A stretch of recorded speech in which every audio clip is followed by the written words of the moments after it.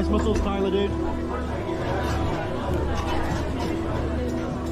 I actually give a whole talk about treating our work like an athletic event.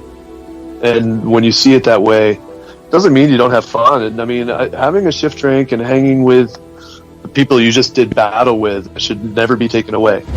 But I mean, what's wrong with like calling that out a little bit? It almost feels like our industry is growing up a little bit.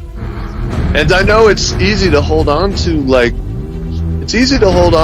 was and to really glorify it. And I liked the School of Hard Knocks. I liked how hard life was.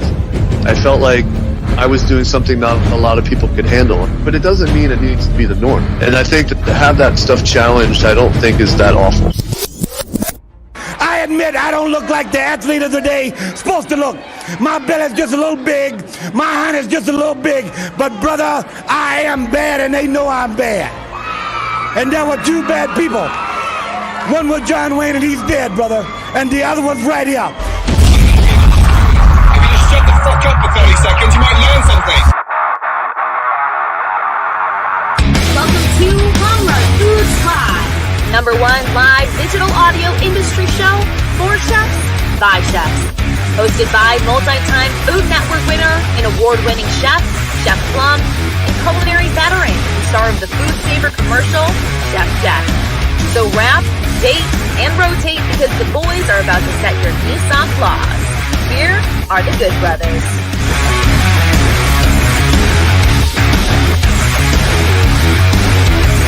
Oh, what's going on?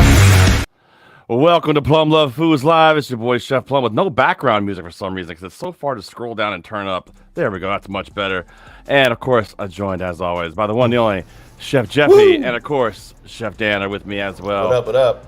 Happy to see everybody tonight. Happy to be hanging out tonight. Boys, I'll tell you what, it's been one hell of a week. And I'm happy to be here tonight hanging out with you fellas. Highlight of my week, you know it. I'm always excited to be here with you guys. I'm excited to see those smiling faces now is my favorite part. Is that I it? get to actually look my brothers in the eye. It's wild. There you go. Like, there you go. I feel like we're actually together. Well, it does feel like a little bit. It does feel like a Dan. I know you've had a hell of a week too, man. Happy to see your face. Glad to see you're still standing. I know you've dealt with everything in your job from not having enough people to having voodoo magic cast in the kitchen. What the hell's going on over there? All right. Or you could just have your mic muted. That's good. Narcolepsy. Yeah, it's not a good time. Out of nowhere. It's so funny. Carrying on the conversation. We picked it up halfway through the story. We're still working on it. We're still working on the studio. Yeah. No, including narcolepsy. Including narcolepsy. Yes. It's as hilarious as it is. Yeah. Dude cut his finger. He goes to the hospital. He comes back. They say he has narcolepsy. He no longer can drive or work. And I'm like, he just got narcolepsy? This is somebody that you hired to work at your job. It was his second day or something? It was his third day, and he was relatively good. He loved food. He was trying really hard. And just narcolepsy got the best of him. And it was... Hey, it gets the best of him. What can you say about narcolepsy? Hey.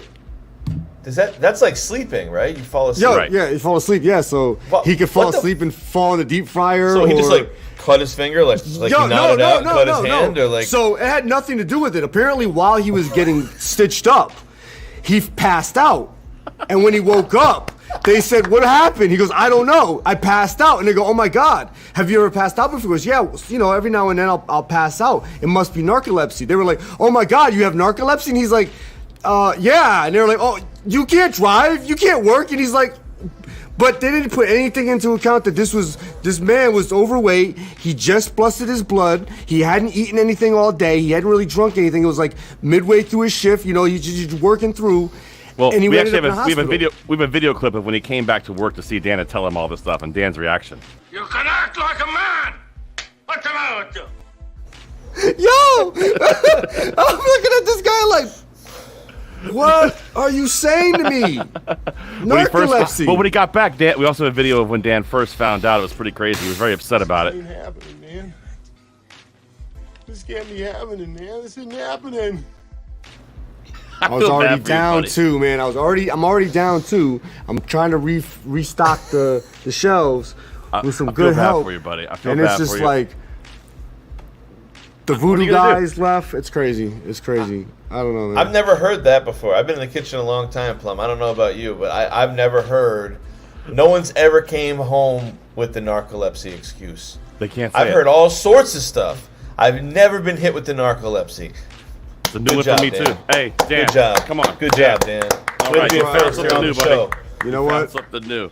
That's a first here on Plum Love Foods I got Live. many, many An more, but we'll exclusive. save that for other shows. Well, another thing that's new to our show that we love to do, and it's one of our things that we're most proudest of on the new video podcast here. We still call it a podcast or whatever, video cast.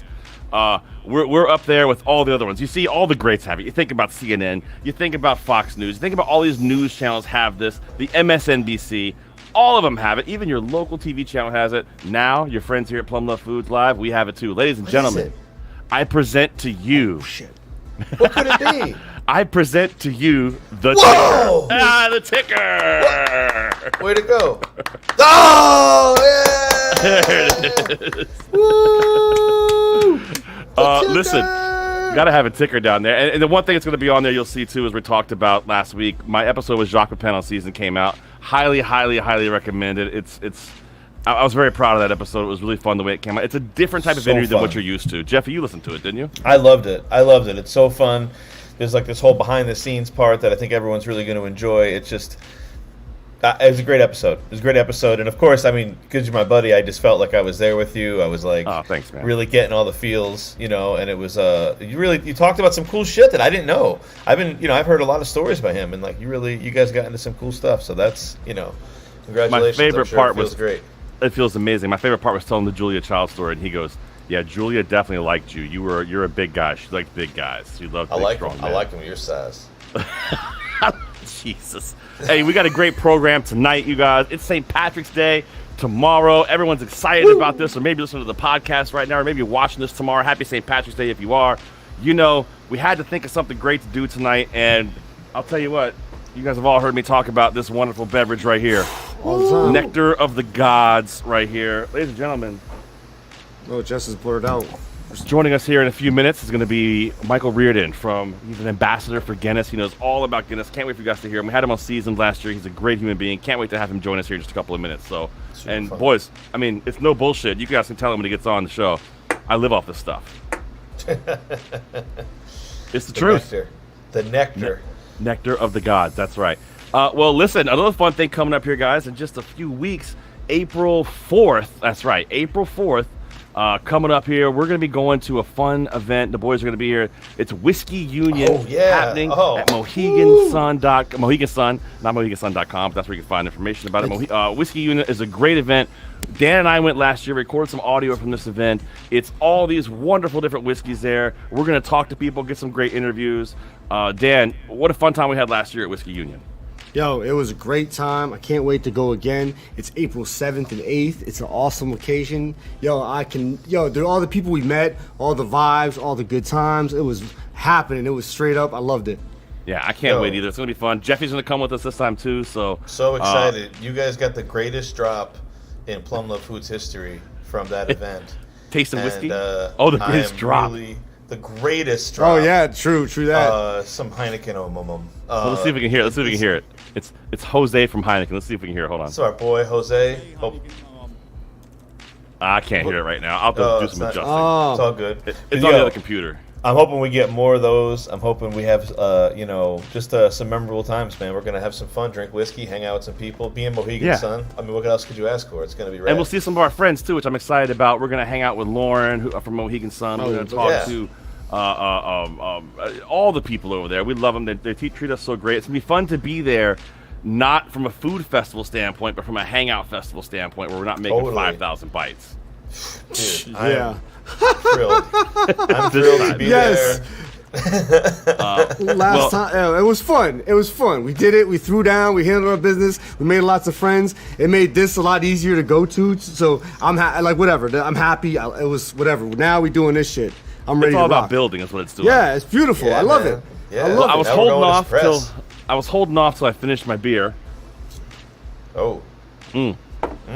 Perfect timing to bring in our guest for the evening. Ladies and gentlemen, this gentleman is what you would call a G of Guinness knowledge. This gentleman is a gangster when it comes to it. He is a walking history book of knowledge when it comes to the wonderful nectar of the gods that is Guinness from St. James Gate.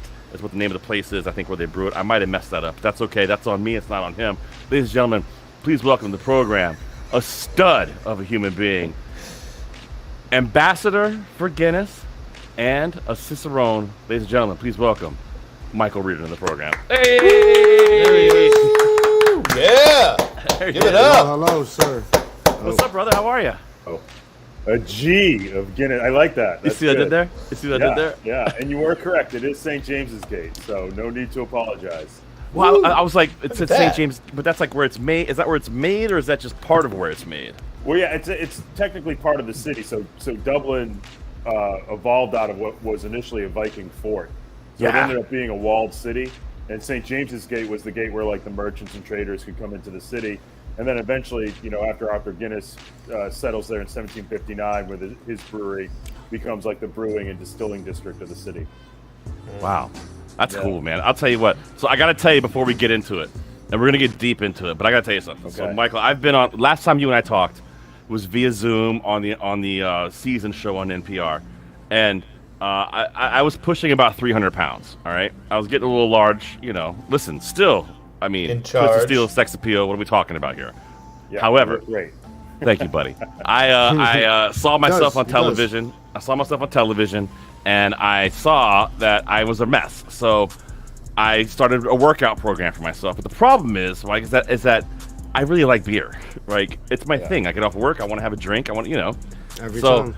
I remembered you and I talking about Guinness, and I said, he was talking about how it's lower in calories, from what I would normally drink. So I revisited it. I've been in love with it. I'll have a couple of Guinness a night, every other night, and still working out. And I am down about 17 pounds currently. And I've put on a ton of muscle. And my wife thinks I'm sexy again. Wow. I mean, all right, yeah. Hey, give it up. Whatever it takes. And my friends, all of it, thanks to our friends over, of course, at Guinness. How could you go wrong with that? All of us, right there. Yeah. Yeah, I mean, so full disclosure, right? Being a modern brewery, we don't make any health claims about Guinness or any of our beers. Okay. But it is lower in calories, so it's about 124 calories per 12 ounces, which puts it pretty close to your typical American light lagers and things like that. Yeah. I'm not sure why they gave us that stat as 12 ounces, because typically if you're having a Guinness, like your can is 14.9 ounces, a pint of Guinness is 20 ounces. Correct me if I'm wrong, what might have played into this as well is like when you drink other beers, you typically get kind of like bloated and lethargic, right? You get 100% full and lethargic. And that's because there's a lot of dissolved CO2 in beer, and it's very happy to be in cold beer. But once it gets in your hot stomach, it expands, and you get very like, oh, I don't want to do anything today. I had a beer. Nitrogen is actually, it breaks out of solution. It's more hydrophobic than CO2, and we have very low volumes of CO2 in our Guinness. And Guinness Draft in particular, it's like 1.10 volumes of CO2. So you don't have that same experience. It's not like the myth is it's motor oil in a glass, it's bread in a jar, it's a liquid meal, but it's a really light sessionable beer. And you don't get that same, well, I can't speak for everyone. I don't get that same bloated kind of lethargic feeling after having a pint of Guinness, Well, Mike, I was hoping you could tell me, because I have you and I can see you, and I have a glass here, and I have a wonderful can of Guinness. What is the proper way for me to pour this, and how should I open this? Yes. Thank you for asking that, because there's a lot of myths out there about this. Yeah. So you've probably seen a lot of people, they'll open the can, they'll tip it upside down, put it right in the glass. And I'm not, don't do that right now, but this is the myth out there, and then you pull it out of the glass. Yeah, I've seen that. He said don't do that. I think the reason why people do that is because they think it turbulates the beer more and creates a little bit of a thicker, denser cream. Okay. The problem with that is you're actually putting that can, God knows where that can's been, and you're putting that inside your beer, and whatever's on the outside of the can is getting on your beer. Right. So the appropriate way to do it is you're gonna open the can in one fluid motion and make sure that tab comes all the way down. So I'm gonna do that right now. Okay, you ready? Yeah, go ahead. All right. Did you hear that little whistle? I did. That's the widget activating. So give it a 2 count, and then hold your glass at a 45-degree angle. and slowly pour your beer in and try to get a nice steady stream of beer. And how do we look so far? So far, so good. And then as you get about halfway through the glass, slowly start tilting that glass straight up and down. Now, if you have a 16-ounce glass, you should be able to pour that entire can in there and get it pretty close to just like up to the rim. And if you're skilled at it, you can get it just proud of the rim like a pub pour. So let's see if I can do this. All right, here we go. Let's see what happens, chef. Ah! That Come looks on. pretty good. I'm just at the rim. Come on, man. Here, let me get close Don't up force so you it. can see it. I'm just at the rim. And and let that settle up. So that'll take a few moments to settle up. And what you can see there, what you were just shown there, that's actually nitrogen breaking out of solution and rushing to the top of that pint and creating that thick, dense cream that Guinness is known for. So look at that. See all those little bubbles? And that's why the cream in Guinness is so different from the cream in other beers, because nitrogen creates a lot smaller bubbles. So you get more of that thick, compact, wet cream. Go to the other camera. Man, that's awesome. That was a nice pour. Thanks, buddy. That's not bad, right? Yeah. You wouldn't be upset with that, would you? No, not at all. Well, cheers. Glad you're on the program. Yeah. I'm a little jealous. I actually was just at a beer dinner moments ago and came up into my hotel room to do this. So. Oh shit! Really? So you might should have brought you a drink or something, buddy. Yeah. I'll get room service. Yeah. There you go. But yeah, you're a pro now. You look like you poured a pretty good pint there out of the can. Listen, I'll tell you what. I'm a big fan of the can, and one of the things that I asked you about before, and I think it's really interesting to explain to people what it is, because it's not some crazy, magical, mystical thing inside that can. That widget in there, right? Yeah. And you've seen the videos where people try to cut the cans open. They're like, "Oh, what? It looks like a ping pong ball, right?" Yep. Yeah. So 100%. Can you explain that a little bit? I think it's interesting. And Jeff, you and I were talking about this. Jeff and I were at a great Irish pub a few weeks ago talking about this, and if you could explain what that does, I think it's really interesting. I mean, it's so simple but so smart. Yeah. The whole point of the Guinness pub can is to emulate the pour that you would get at the pub out of the Guinness draft faucet. So we push our beer at very high PSIs, like 35 PSI. All the nitrogen's in the beer. We don't put nitrogen in the beer at point of sale, but what we're doing is we're forcing it through a little restrictor plate in that nozzle. So there's like 5 pinholes, and the beer is forced through that restrictor plate at 35 PSI. And that creates the turbulation necessary to create that breakout of nitrogen and that head that Guinness is known for. So we invented the widget in the 80s to emulate that pub pour. And the first gen was actually a stationary piece of plastic on the bottom, but that didn't quite do the job. So later on, they came out with the ping pong ball that you have in your can today. So basically, that ball goes in the can before anything else. Then the can's purged of oxygen, and then the beer goes into the can at very high pressures. Dan, check this out. You're gonna love this. Dan loves the science of shit. You're gonna love this, dude. So there's a little pinhole in that ball. So some beer and some of the nitrogen that's in the beer get inside that pinhole. And when the can's sealed, because of the atmospheric pressure, that the beer inside there has nowhere to go. So it just, it stays there dormant. When you open the can, that beer and nitrogen jets out of that little pinhole. And all that does is the ball starts moving around inside the can and agitating the beer, which causes the breakout of nitrogen. So a lot of people think that the widget's like a little packet of nitrogen that's released upon opening the can. But really, it's just the movement of the ball and the jet of that liquid out of that pinhole that creates the breakout necessary to get that surge and settle at home. Nice. All right. Yeah, it won. So in the 90s, so we invented it in the 80s. And over in the UK, there's a thing called the Queen's Awards, and they have a category for best invention of the decade or whatever.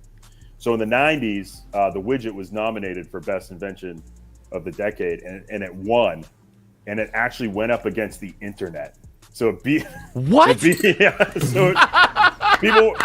weren't aware what the internet was capable of. We weren't streaming podcasts at that time.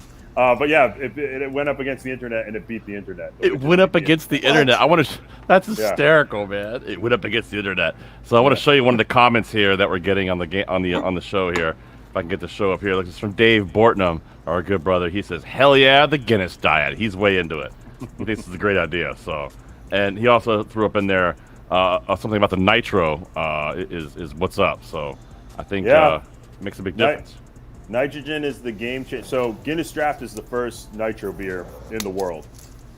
We invented it in the 1950s. Okay. And the 1950s, everyone's moving from your traditional cask forward. So if you've ever had traditional cask ale over in the UK, We actually never used the beer engines, or not much, in Dublin. We had more of a gravity tap. It was called a high cast, low cast system. So in the 50s, we're moving from traditional cast systems over to modern draft systems, stainless steel kegs, modern draft beer. And we wanted to kind of emulate the traditional pour of Guinness at the time. So we kept those consumers that were already fans of our beer. And we also wanted to ensure that the beer looked the same, tastes the same, and the publican, the bartender, bar owner, never wasted a drop of beer. He got his full profit on the keg. And if you set up Guinness correctly, you never have to pour beer down the drain. So we hired a mathematician named Michael Ash, and he was in research and development. And to solve this problem, he came up with the idea. So all modern beer, well, not all modern beer, but most beer is naturally carbonated to a certain degree. Just that's part of fermentation. You get a certain amount of CO2 in the beer. Most modern beer is forced carbonated before packaging because our modern palates prefer a little bit more bubbles. So in a sense, with Guinness Draft, instead of forced carbonating it, we actually force nitrogen into the beer, and that makes all the difference. And that changed the body of the beer. It changed the pour technique. It changes the appearance. It changes the density of the cream. I mean, it really just changed everything about the beer, and it was, for lack of a better term, like catching lightning in a pint glass, because that beer just became huge for us. Man, it's fantastic. And I wanted to ask you, I know the bottles, right? So you have the cans that have the widgets, while we were still talking about widgets, but the bottles, some of them have the same something in there as well. Is it the same thing? So not anymore. So you can get Guinness Draft bottles. The key to the Guinness Draft bottle is you do have to give it a kind of rougher pour than what I just showed you, because you got to find a way to kind of turbulate. So that I pour pretty aggressively. It used to have a widget in it, and it was kind of like a rocket-shaped widget. And the problem is the widget would often get stuck in the neck of the bottle, and you couldn't get a good stream of beer going out of the bottle. So it just ended up, it's one of those little pieces of innovation. It was out on the market briefly, and we were like, you know what, this isn't where it's at. And honestly, if you're at home and you want to drink Guinness Draft, the pub can's the way to go. It's a great serve. It's as close as you can get at home to what you're going to get in the pub. What if you can't get those? What if the only thing you have is those bottles, though? Is that bad? No, it's not bad. Again, you're just going to have to do a little bit more of an aggressive pour on it to get that thick, dense cream. It's like the widget's not doing the work for you, so you have to do the work. Put it that way. But it tastes the same. Same beer, yeah. Guinness Draft pub can, Guinness Draft bottle, Guinness Draft and keg, all the same exact beer. Yeah. Wow. All right. Yeah, we had a great time this summer. My brother-in-law at his house in Montauk, they have Guinness on tap, and it makes me so excited at the house. And Jeffy came over to the party with us over there, and we must have drank about 19 of them this summer sitting there at the bar, didn't we? We had. I have a little kegerator in the basement as well. I have a little basement pub, and I still claim that I pour some of the best pints in the world out of my basement. So what are we doing? Where's the invite, Michael? What are we doing? Hey, next time you're up around Lowell, Massachusetts, let me know. Yeah. All right, we're going to make that happen. My family lives in Hudson, New Hampshire. Oh, nice. Yeah, not too far. Yeah, that's the spot. I go to Lowell all the time. That's a good, it's a fun So neighborhood. we've been trying to convert Dan for a minute now. Dan loves beer. Dan's not a big Guinness fan. Okay. But you said you like the bottles better, Dan. What was what you said? No, you like the draft better, right? So I like the draft. I like the bottles. I used to get the bottles. No, I use Guinness a lot. I honestly have like 3 recipes where I use Guinness. I make this great barbecue pork with coffee and chipotles, and it's delicious. Braise it for a bunch of hours. Everybody loves it. We sell it all the time. Guinness all the time. And I ended up drinking a lot of it. Yeah. It's delicious. The bottle is definitely better now than when it had the widget in it. I like it without the widget better. I also like the draft better. I don't know. I guess I'm not a fan of the widget. I mean, it beat the internet, so it sounds great, but I like Guinness in the bottle and I like Guinness out the draft. I don't like the can. I hate to go against, I mean, your instincts on how to utilize it while cooking are, spot on. For whatever reason, Guinness goes great with barbecue. The sweetness, there's obviously harmony there with the malt. But then when you said you added the coffee, so now you're like firing on both cylinders, because that's what the beer is. It's bittersweet. It's roasted coffee and chocolate. And then anytime you cook meat, anything off the grill especially, you create that non-enzymatic browning, that Maillard effect. And that's the same exact thing that happens when we roast our barley. And we roast all our barley in-house at St. James's Gate in Dublin. So there's always a harmony there with anything coming off the grill. Smells so good. So, yeah, you're on it. It's a great beer to cook with. So, and it's a great beer to pair with as well, you know. So, and you know, so you're drinking Guinness Draft in the bottle. Have you ever had the extra stout or the foreign extra stout? I don't think I've had the foreign extra stout. Is that darker and richer? I like darker, richer, full body beers. So this is the beer for you. So the foreign extra stout, 7.5% alcohol by volume. Okay. So when we talk about Guinness Draft, we're talking about you know, like mild roasted coffee. When I describe the flavor of foreign extra stout, it's much more robust. You know, up front caramel, burnt sugar. Through the center, it's more espresso bean. It's like Mexican stone ground chocolate. It's like really toasted burnt bread. And then on the back end, you're going to get plum, fig, raisin. It's much more complex. It's actually our best selling beer worldwide. It's our number one selling beer worldwide. Is it really? Mm-hmm. That one. Oh wow. Check it out. It's got the yellow label and you know, the way you're cooking with Guinness, I have a feeling you'll be a big foreign extra stout fan for sure. That's the extra stout. What you got the there, extra Jeff? stout is foreign extra stouts foreign extra stout was made for export. So the recipe was written in 1801. Jesus. So same story. It was West Indies porter back then, but same story as an IPA. Higher hop rate, higher alcohol content, natural antiseptics. The beer can keep for a longer journey without the flavor deteriorating. And that really opened up the world for Guinness. It opened up the United States, the Caribbean, Southeast Asia, Africa. Nigeria has a huge Guinness brewery in it to this day. And Nigeria is actually, I think they're in the top 5. So top 5 Guinness drinking nations in the country is that's amazing. Ireland, the UK, Nigeria, the United States, and Cameroon. Oh, come on! So that's awesome. Yeah, I just never think that, man. You would never think. I don't know. Like, I think it's on people Guinness.com though. Real quick, it's on Guinness.com. Check them out. Oh, thank you, Dan. You're right about that. Yeah, Guinness.com. Sure. He's talking about it. You can go find out all this information on there. There you go. I just realized I got one of the nitros right here. Beautiful. Yo, I looked on .com and I realized I saw the image. It was like, yo, I have one of those. Got super excited and grabbed it. Guinness.com. Check them out. That's what I'm talking about, man. There we go. Boy, right there. Best plug in the biz. And don't forget to follow our friend Michael Reardon on Instagram at About the stout. About the stout. About_the_stout. Yeah, that's it right there. Yeah, follow him there and check him out. I missed the word about the stout. I thought like the about the stout. So I don't know. A boot. Yeah. A boot the stoot. A boot the stoot. I'm all in it.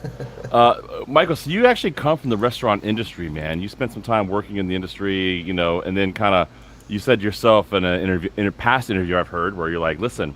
Yeah, I'm basically living the dream. Like I had the chance to work for Guinness. Count me in. Talk about that a little bit. Yeah, so I have a bachelor's degree in fine arts theater performance. Worked in restaurants. What you do when you have that degree, you move to New York and you wait tables and bartend. I don't know if you remember. I went to school for music theater, so my jazz hands. There you go. Oh, wow, you're good at that. Whoa. You don't even know. Wow. You don't even know. Also, if you need me to find a salami, I can always sniff one out. Yeah. Oh man, you gotta get that plug. I need that. That's a throwback to my episode with Jacques Penn. I end up saying that, and it's the worst thing ever. But whatever. God. I said that for Jeffy's sake. I'm sure. It'll never go away. Love to hear it. Have you met these guys? It'll never go away. But yeah, so you got a degree in fine arts, and means you moved to New York, started bartending. To New York City, and I did some bartending. I waited tables. I was eventually like floor managing at chain restaurants, and I wasn't very happy. But at the time, I was really into beer. I was already home brewing in my apartment. I was reading all the books about beer, so I was like, you know what? I got some hospitality experience. Yeah. There's some great brew pubs up in Boston, so I came back to Boston, and I got some management jobs at brew pubs, and neither of them last very long because instead of being out on the restaurant floor managing the flow of the restaurant, I was in the back talking to the brewers. So that didn't really work out, but I learned a lot about beer. And then I got to go to a regional brewery where I became a senior brewery ambassador and worked on some beer education programs and things like that. Then I became a draft tech. Then I worked at a smaller craft brewery. But I grew up just north of Boston, Irish American. You know, I had uncles that drank Guinness. It was always that like I always thought like, oh, that's a cool brand. It was actually my first beer as a 21-year-old. Legal beer was a pint of Guinness. Was it really? So I always loved the beer, and I always loved the brand. So when I got the opportunity to do this, for me, it was like being called up to the Red Sox to pitch in the World Series. I was like, oh, wow, this is great. So, I might seem like I'm like the company man where I'm like super passionate about, but it's 100% honest. Like I'm one of the lucky few where I wake up every day and I'm like, all right, let's go do this. Let's go to some pubs and talk about Guinness and educate some people and visit some distributors. So, I'm really grateful, that I got the opportunity and that it's worked out so far. Well, I look forward to you getting back to me after you tell your bosses that after our interview that we had, I've always liked Guinness. I'm a total convert now. It's all I drink.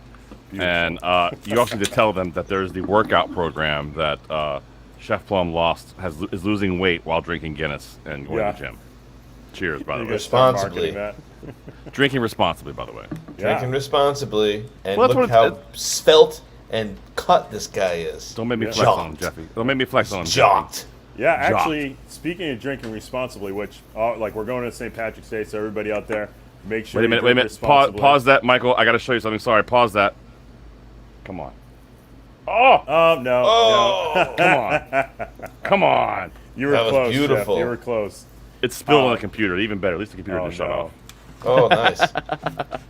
Sorry, go ahead. You were talking about drinking responsibly for St. Patrick's Day. I agree completely. Have you guys tried Guinness Zero yet?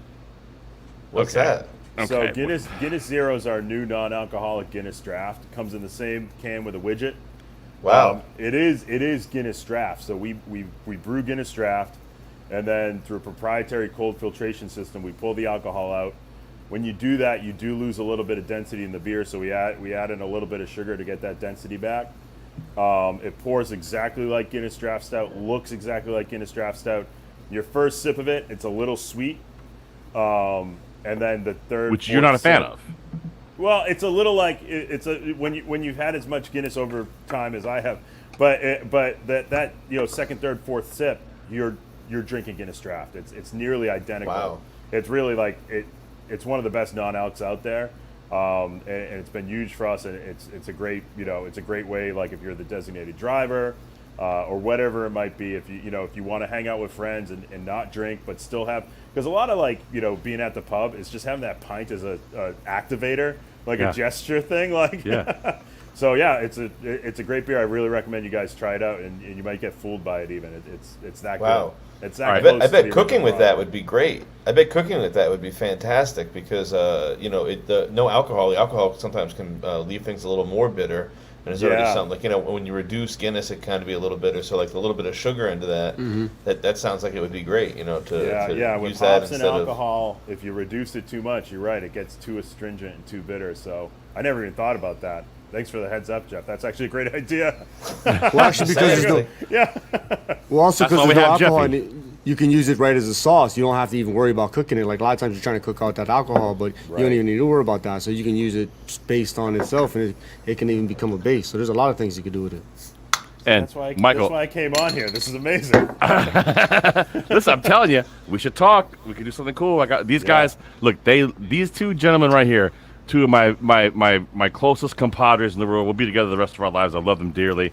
They look like they might be homeless, but I promise you, they are fucking geniuses when it comes to cooking. I swear to God. Thank you. That's great. Thank you, sir. I believe it. And nobody looks more homeless than I do. I'm homeless chic. Listen, I was gonna say nobody has a beard that beautiful and they're homeless, man. Thank you. Well, maybe in Boston. If you didn't have the hat is what throws it. The hat is what. New York, you're not homeless. Now you fucking live in Brooklyn and do some shit. But I'm going to tell you right now, there's not a lot of people I trust when it comes to beer. You say we should try the non-alcoholic Guinness, I'm going to try it. I'm going to get it this weekend. I'm going to find it, and I'm going to send you an Instagram DM, and I'm going to say, Michael, you're full of shit, or I'm going to say, Michael, this is pretty fucking good. I guarantee it's going to be the former, not the latter. Yeah. Because I don't drink beer. For me, I love the flavor of beer. I love the feeling of it, and like you said, the activator. I love the idea of having a beer with my boys and hanging out. Like, that's what I love. I'm not drinking because I'm trying to get inebriated. I don't care about that. That's secondary, and just I actually don't even know if it's possible anymore. You and I don't. we're not friends like that yet. But when you meet me in person, you'll be like, this is inhuman. How much this man? Anyway. Right. However, it's delicious. It is. I've seen it. Yeah, I mean, a good beer should be a culinary experience, right? I mean, that's the whole point, is to bring someone on a journey and give them a little bit of joy. The other stuff is just kind of a happy accident. But yeah, I mean, you brew, if you're doing it right, you're brewing for flavor, you know, and you're brewing for complexity, and so it really is, you know. I find personality types wise, chefs and brewers are very similar. Yeah, very, and they get along very well. Yeah, totally. Yeah. So I know Dan here on our team, Dan up here has got. Dan, I don't think you've opened it yet. Have you opened your coffee Guinness yet? Oh no, I have not. Nitro. Can we do that now or no? Cold brew? Yeah, I don't give a shit. We can do whatever we want. All Open a beer. I'm gonna drink them both anyway. Before we open it, Dan, I was gonna get Michael to tell us a little bit about that, if you don't mind. Absolutely. Yeah, so the Nitro Coffee Cold Brew kind of came out of a collaboration between. So we have a Open Gate Brewery. We call it the Baltimore Open Gate Brewery here in the United States. They make all new beers for the American market. So very kind of like craft beer forward when you think about it. Like you go in the tap room any day, whip beers, IPAs, stouts, porters, barrel aged beers, sour beers, adjunct beers, like you know, because everyone thinks Guinness is just one beer. So we have an OGB in Dublin as well, Experimental Brewery, and both of them had done some experiments with coffee beers, and they kind of got to talking and thought, like, is this something that we can do with maybe one of the core stouts? Okay. So the Nitro Cold Brew Coffee, it is a beer. It's a stout, and it's in the same, you know, nitro can as your Guinness Draft, and it has very similar flavor profile, but this is going to be much more coffee forward. So there's coffee and natural coffee flavorings in it. So you pop that can open, instantly you're going to smell caramel. All right, you're going to smell coffee. It's kind of mild through the center, so the aroma is aggressive, but the flavor of the coffee isn't that aggressive. And the cool thing about it is coffee flavor in Guinness is just like I said, we roast all our own barley at St. James's Gate, and one of the key. Wait, is there a widget in there? I heard a widget in there. That's a widget. Nice. Dan was shocked. He The aromas, the smell is incredible. I'll tell you that. It's very nice. It's like sweet, nutty. It's that beautiful. It's almost that it honestly kind of coffee shop smelling, like when you go smell in a coffee shop. You get kind of nice, soft roast going on. Smells wonderful. Yeah. I definitely could see eating some ice cream with this. Yeah, this is like it's a great dessert beer. It's a great brunch beer. But yeah, so that you know, we've had that out. I think that's been out for 2 years now. The coffee nitro cold brew. So what I like about it is I think it's a way to get people who might really, you know, be intimidated by the other Guinness core stouts, like extra stout 4 and extra stout Guinness Draft, and they try something flavored like that. Like, hey, I like coffee, I like caramel, I like things on the sweeter side. And when they realize, like, I'm basically drinking a nitro stout, it looks like Guinness Draft, it tastes like Guinness Draft, then they might kind of, you know, be bold enough to get in with the family and try some of those core stouts, you know. All right, let's see where one of the most hard to please human beings on the planet is when it comes to this beverage. Jesus, I'm nervous now. Wow, my wife says the same thing. Fuck. Oh yeah, I know you pretty well too, brother. So Dan, you took a sip of this. What do you think? Yo, it's good. It's very good. I had it before, and I think I had it too cold because now it kind of sat for a little bit, and I like it a lot more. I kind of get more of that natural nuttiness and that smell, and it's hitting me in the back. It's really good. I'm actually a fan. Yeah, with all beers, it is possible to have it too cold, because with all beers, they become more flavorful the warmer they get. Less refreshing, more flavorful. Yeah. But the aroma is volatile, and you know, 75 to 85% of what we perceive as taste is our sense of smell. So you let that warm up a little bit, it definitely becomes more flavorful, and that coffee just jumps out of the can at you. And does it have caffeine? Not enough that the FDA made us put it on the label. So, but it does have some. Minuscule amounts, probably. Oh, okay. Yeah. Michael, we actually have a camera inside Dan's brain when he first tasted this, so we can see what his initial reaction was in his brain, and we're going to play that video for you right now. Do you like hot fudge sundaes? There we go. He was a big fan of it, so. Wow, you guys are high tech. You can see right in Yeah, right in there. Hey, we've been working on this. Very science. Yeah, that's what we do. Yeah, That's what we do, StreamYard does big things. That's Yeah, right. it's true. Well, that's awesome. I'm glad you like it. I got to try this now. I'm not a big coffee and beer fan, but now I'm going to try non-alcoholic Guinness and a coffee Guinness. I'm going to give it a You try. got 2 more to try. Yeah. Yeah. So, Mike, I want to ask you about some of the Guinness that's not what we normally think of like this. Like, I know you guys make some other beers as well. Can we talk a little bit about those, or are you even fans of those? I mean, your Instagram handle is about the stout. So when you see those, do you just start booing them and yelling at them? Not at all. No. I mean, I'm a beer fan in general. I mean, I find a way to like most beers, or at least be interested about it. That's why you're awesome. And the great thing, like I said earlier, like I mean, we're a porter and stout brewery. That's how we made our way in the world. That's how we became one of the biggest breweries in the world. And so we have that core portfolio of porters and stouts, foreign extra stout, Guinness Draft, extra stout, so on and so forth. But outside of that, so we have the 2 experimental breweries I just mentioned. The flagship in Baltimore is the Baltimore Blonde, which is a blonde ale. Citra Mosaic hops, kind of the darling hops of the craft beer industry right now. Nice pale malt backbone to that, super dry and crisp. So citrusy up front, crackery backbone. A good amount of CO2 in that beer. So it's just a really nice, crisp, easy drinking ale with some of those nice refreshing citrus notes. But they brew anything and everything at that brewery. One of my favorite things that they do at that brewery is they have a barrel aging program. Okay. So because Guinness and Diageo are one and the same, we have access to a large portfolio of barrels, and I think they can only go up with what they're doing there. But on an annual basis, we do LTO, limited time offer beers from the barrel aging program. So the brewery in Baltimore is actually the site is an old distillery, and we actually still distill some spirits there in another area of that site. But it used to be the old Lord Calvert distillery. So the building that the brewery's in and the tour center's in, if you ever get to go visit, is actually an old rick house where they would store barrels. So it's just part of the heritage of this brewery to do this barrel aging stuff. And they've done an imperial stout. We actually just came out this year was a beer. It was an ale that was inspired by the old fashioned cocktail. Oh shit. Okay. So that was aged in bullet bourbon barrels for 11 months. We've done a stock ale in barrels. We actually did a wild ale recently for an anniversary beer, which was just beautiful. So one of the goals of that brewery is to be, one of the leading barrel aging breweries in the country. And so far, these offerings, like for me, have blown my mind. Like they did a mint chocolate stout, but no mint. Yeah, I was gonna say the same thing. You have to sell me on that one. Yeah, that's a tough one. That's a tough I one. agree with you because just had this conversation. You have to have a very delicate hand when you brew with mint. Very delicate hand. Totally. And cook with it. Yeah, well, like I you were bet, saying. yeah.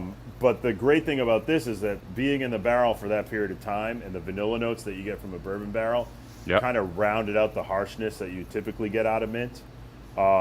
And it really ended up tasting like, grasshopper ice cream.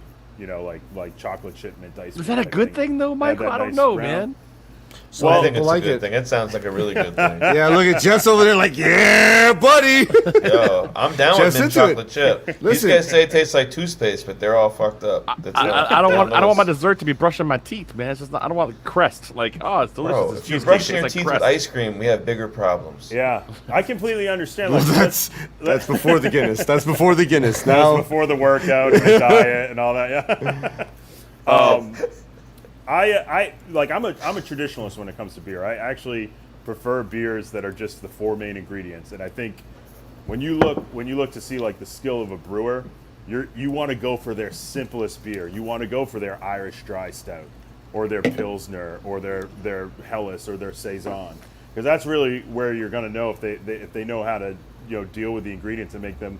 A good beer should be like a symphonic experience. Like all 4 main ingredients should be bouncing off of each other. Guys, come on, symphonic. That was awesome. That was fucking awesome right there. These are big that words. was fucking awesome. Thank you. We like that. That was We awesome. like that. And, That all was right, awesome. I'll leave on that note. Good night, guys.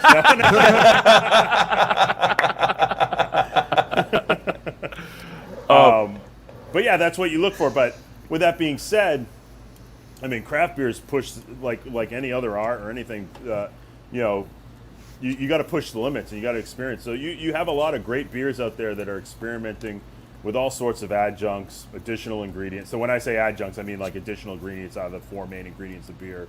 Yeah, Jeffy was confused. Like, I'm glad you said like that. Fruited beers, pastry stouts, all that sort of stuff. And like the way I look at it, because I'm an industry professional, I'm tasting beer all the time, is not every beer is brewed for me. You know, you have a lot of people that out there and they're like, oh, I can't stand this beer. And it's like, but can you understand why this beer exists? And who it might be for, because it might not be for you, you know? No, that's a like thing. I said, That's I'm a good. traditionalist. I like that. That's good. Yeah, no doubt. No doubt. It doesn't always be for you, but that's great. I'll tell you what it is for me. Well, that's what you make all the this different box flavors. of beverages right here. Can you guys see it on my camera? There you go. This box There of you beverages go. right here. I got to be honest. I'm going to try the non-alcoholic. I want to try the coffee one. I'm curious to know, though, the one that you had based on an old-fashioned. Did you get to taste that, and what did it taste like? It tastes pretty much like an old-fashioned. Yeah, I mean, God damn it, Michael! How come I want to taste this? I just that became sounds- friends with the guys from Baltimore. I just became friends with their Instagram, and Oh, I'm good. hoping. Yeah, I want to go there. Yeah, it's a really cool visit. I mean, it's the beer garden's ginormous. They always have live music, food trucks. You go inside the tap room. It's kind of like it's kind of like modern Irish pub loungy. There's Okay. a full service restaurant on the second floor. You know, a kind of a museum experience throughout the entire thing with pieces of equipment from St. James's Gate in Dublin, the history of cooperage and barrel making, and then you actually get to go downstairs and see the brewery itself. So we have a 8-barrel brewery there, and then we have a 100-barrel brewery. So we have a big production brewery, and then we have the brewery that does some of the more experimenting and like the kegs for the tap room and things like that. Sounds awesome, man. I love all this stuff. And like, is the Baltimore? Is that probably the place that is the like? If you're gonna go visit Guinness in America, that's the place to go. Currently, yes, but we just announced a week ago that we are opening up a brewery in Chicago. Okay, so let's we're go. opening up a little, almost like a tap room brew pub concept in Chicago, and have a little cafe and bakery in it. So I was actually just out in Chicago last week, and to celebrate that, it was kind of a meet and greet with the city, you know, to kind of introduce ourselves. And we went out on the river in a big boat. We were on a boat, and we were part of the river dying, which was really cool. Actually, there's a great video on my Instagram. You should check it out. It's a lot of fun. So we had a great time in Chicago, and I'm excited for that project, and to see, you know, the different beers that are made out there. And they'll actually share some beers with OGB too, like back and forth. So some of the beers that are in the tap room with the OGB in Baltimore will be in the OGB in Chicago as well. Yeah. Wow, OGB, what's that mean? Open Gate Brewery. Got it. That sounds incredible. The first OGB was at St. James's Gate in Dublin. So we started an experimental. Well, I was there. They started they started an experimental brewery in Dublin in 1901, and it was one of the first of its kind. And it was literally there just to improve the science of brewing techniques, ingredients, brew house efficiency, and things like that. They opened about, I think, 6 years ago now, maybe 7.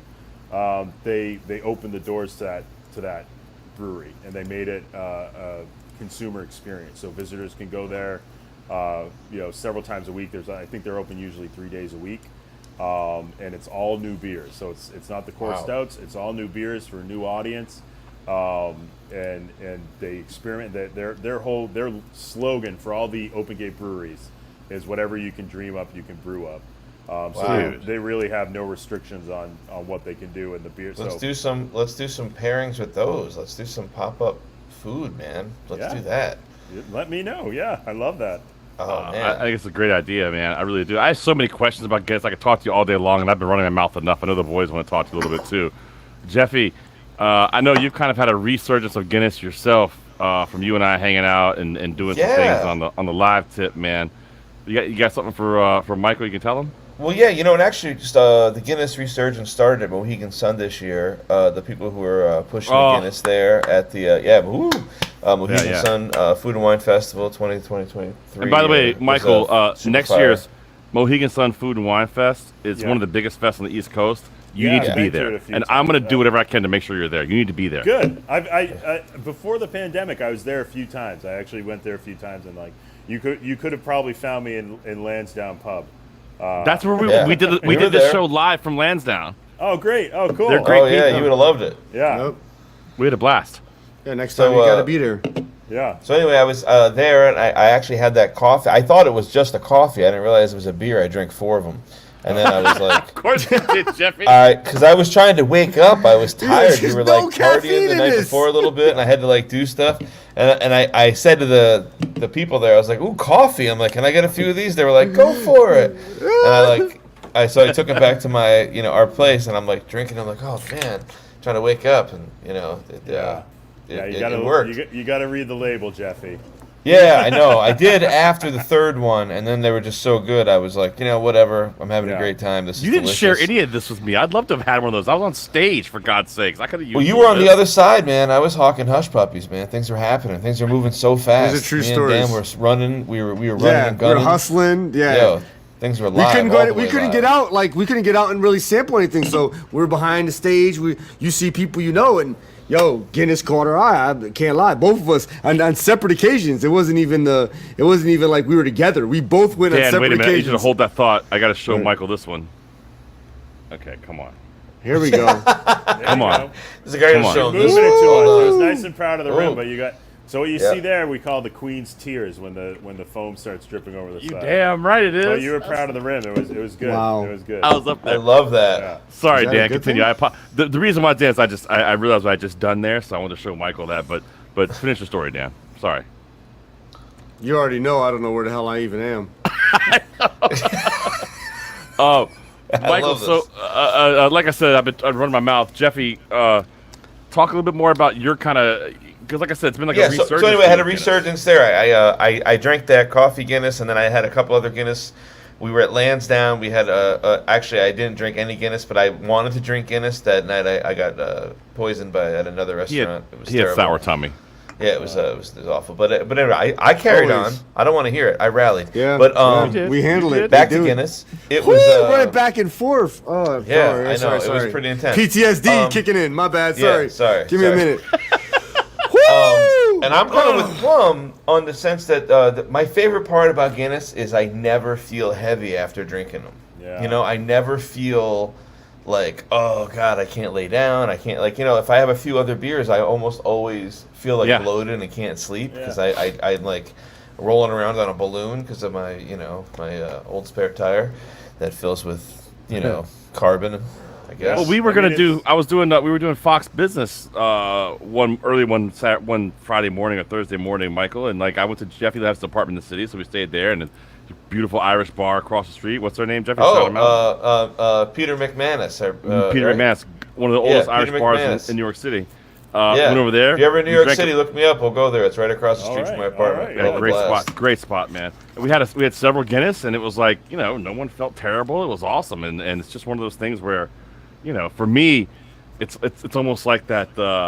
It's like the chef's beer. It's a beer you're gonna drink because you like beer. So Yeah, sorry, Jeff. yeah, interrupted it's definitely it tastes like beer. It's it's 4.2% alcohol by volume. It's a sessionable beer, like a lot of craft beer. So on average, like craft beer is 6.5 and above. Yeah. So unfortunately, a lot of that stuff, for as good as it is, sometimes it's a one and done experience. This beer evolved in the Dublin pubs, and the Dublin pubs is the center of the community. So it's all about people coming together and having the conversation, having the crack, Love it. and spending the evening there. So that's what Absolutely this beer love is it. about. So for me, one of the things that I'm most excited to ask you about and to talk to you about Sure.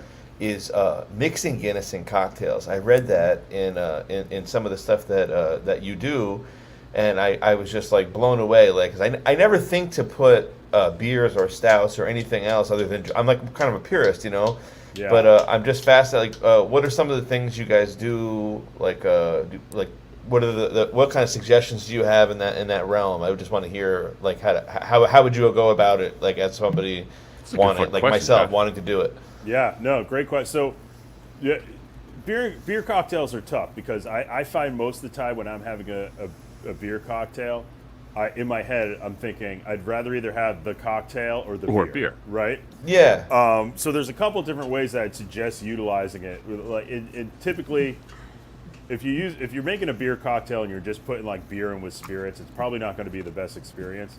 So I always suggest like make a simple syrup out of Guinness Extra Stout. Like make a syrup out of Guinness Extra Stout. Utilize it that way.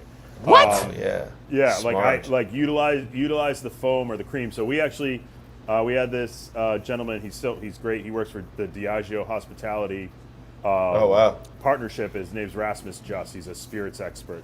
And I had him on a few St. Patrick's days ago talking about beer cocktails, and he came up with a cocktail called the Irish Pioneer, and it was an old fashioned with Roe & Co. Irish whiskey.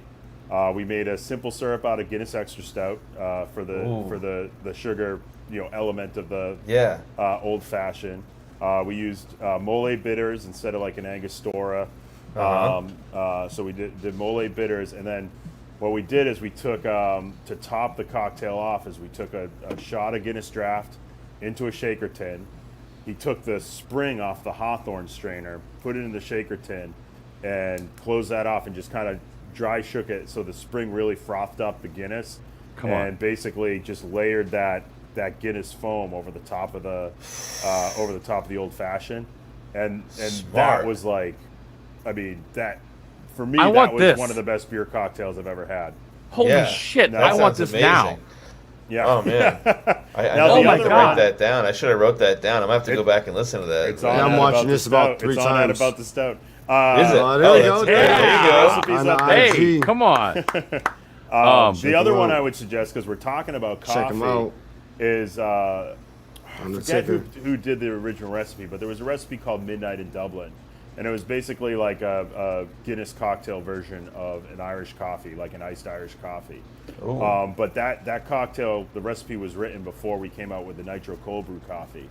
So when that came out, I actually went back to that recipe, and basically like it's coffee, a little bit of simple syrup, nitro cold brew, and then some homemade whipped cream over ice, and it's just a great like iced Irish coffee. Okay. Roe & Co. Irish whiskey's in that one as well, and it's just a great Irish coffee. That one I did a video for, and it's on Guinness US at Guinness US. You can go check out that video, the Midnight in Dublin. So that's another great way to utilize it. Like a beer that's flavored like nitro cold brew coffee is a little bit easier to come up with some fun ideas to do a cocktail. Totally. When you said over ice like that, the first thing I thought of is like putting like some sort of Irish cream with it or something like that. Like I don't know what they call those shots. What are those shots? We all did them in college. Well, we call them drop shots because the drop shots. Yeah, I know we're not supposed to call them Irish car bomb. Irish car bomb. Oh, okay, yeah, that's what they used to drop be called. shot. Yeah. You can't say that. It's disparaging to the poor Irish. I was just saying what they called them when we were younger. So, Irish. Mike, I'll tell you, we had a friend of ours. This happened to me in the restaurant industry. So, and I appreciate you hanging out, man, so long. We'll get you out of here in just a second. I really appreciate your time tonight, man. You're so dope to hang out with. We could ask you questions all night long. I'm having fun, so we're good. It's a little bit different than NPR, but it's. I had a friend of ours who was on the show, a bartender. He's a real amazing bartender guy. Gary Boyce is what I'm talking about. Oh, He was telling us a story about how he was bartending in New York City, Irish bar, and they had a tap they had 12 taps, and one of the taps had framboise on it. All right. Okay. And so when it was St. Patrick's Day, they put green beer, that gross shit, on 2 taps, and the rest of them were all Guinness, just to kind of like it's for fun for St. Patrick's Day. Yep. Everybody kept wanting a Guinness from tap number 12. Mm-hmm. And the reason he found out why when he finally tasted it was because that tap had some residual framboise in it. Yep. And so what ended up happening was he taught me to take a nice, a pint of Guinness, especially during like the holidays is when I really like doing it, which is weird, I know, but and add a teaspoon and a half or so of Chambord. And it is the best like holiday cocktail I've ever had in my life. It's so delicious, so crushable, so drinkable, and really fun to make. Have you ever heard of this? Is it an actual thing? Or it's funny that you just asked it. So we were out doing some quality work today in the Boston area. We're actually at a local pub, and they had just put on a new Guinness line for the high holiday tomorrow. And I took a sip of my pint, and I was out with our global brewery ambassador, Project Fox, and I looked at him. I said, "Blueberries," and he was like, "Blueberries? What do you mean?" I'm like, "Blueberries." And I called the bartender over. I was like, "What was on this tap before you put it in the Guinness line?" And he was like, "Oh, it's like blueberry something." And I was like, "So beers that are like fruited, more sugar, more acidity, that flavor inundates itself. Most draft lines are flavor barrier. They're polyvinyl lines, and but fruited beer that higher sugar content, higher acidity, that flavor will inundate itself in the line, and often you have to clean it several times to get the flavor out. So if you're putting something extra on, now the reason why that was so popular is because it cuts through the Guinness, right? And it brightens it up and it makes it a little bit sweeter, a little bit more refreshing sometimes. And there's a tradition with this. So in Ireland, it's not odd to put a little bit of a black currant syrup into your Guinness, like just a little bit to brighten it up. So black currant syrup, just a little bit. It's sometimes more done in the summer than any other time of the year. But yeah, it was funny because we were telling the guy was like, "Oh man, it tastes like blueberries," and we were just kind of joking with him. We're like, "Put it on special and tell him it's a blueberry Guinness." But of course we wouldn't do, they wouldn't do that. But yeah, so there's definitely a tradition of that. I prefer it straight up, but I know people like when I honeymooned in Ireland and my wife loved it with the did she? Yeah. It's very like. For me, it was very like I was doing it during the holidays. I don't know. That's what I associate it with. Yeah. It was delicious, and I was way into it. And I'll tell you what, I think it's a pretty cool thing to find out by accident. And of course, Gary was telling us the story, and our friend Gary's about 163 years old, so this is probably back in the 70s when this was happening. And he's ripped. No, I'm not kidding. It was 90s when it was about the 90s when this was happening. But yes, he is ripped as well. Yeah. Pretty awesome, man. I love that. I love that it's an actual thing. So, and I appreciate you so much, Michael, for hanging out with us. Dan, you've been so good, and I apologize for not letting you jump in there, man. I've been running my mouth so much to Michael because I love this.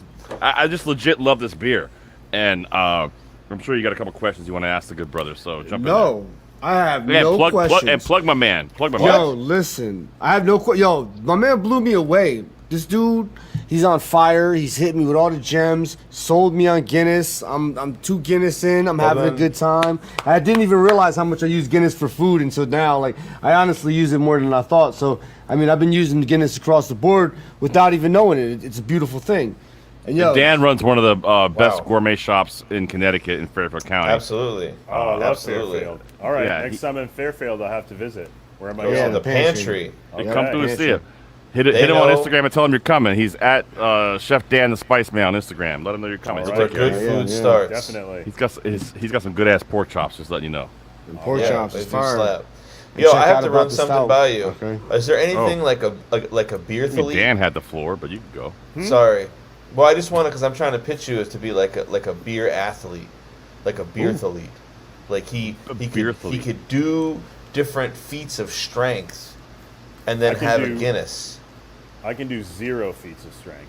I know, but we'll put Plum. We'll put Plum out there. He could tear a phone book in half and then have a Guinness. Yeah, this is my feat of strength.